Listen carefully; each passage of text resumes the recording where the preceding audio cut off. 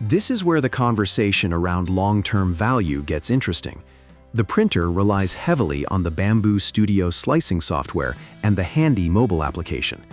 The software integration is incredibly polished, allowing you to send files over local wireless networks, monitor progress via the built-in low frame rate camera, and receive push notifications if a print finishes or fails. The filament ecosystem. The machine utilizes an optional automatic material system lifestyle unit that feeds up to 4 distinct spools of filament for multicolor printing. The system reads proprietary radio frequency identification tags built into official spools to automatically configure material profiles.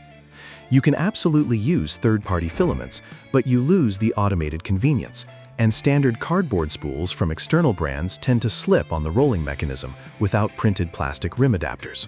Repairability and sourcing. From a repairability standpoint, the printer scores reasonably well, but relies heavily on first-party component sourcing. You cannot simply go to a local hobby shop and buy a generic nozzle or heating block. If you wear out a component, you must buy a replacement directly from the official store or authorized distributors. Thankfully, the prices are fair. A complete hot end assembly costs roughly $15, which is far cheaper than the complex multi-piece hot ends found on legacy machines, where a snap-ridden cable or stripped thread could easily cost $40 and require an entire afternoon of soldering. 3-year cost projection. When projecting the total cost of ownership over a 3-year window, the math looks like this. Base machine investment, $249. Optional multi-material feeding unit, $180.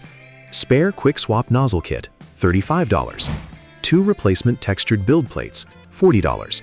Your initial investment easily scales from a basic budget purchase into a $504 ecosystem.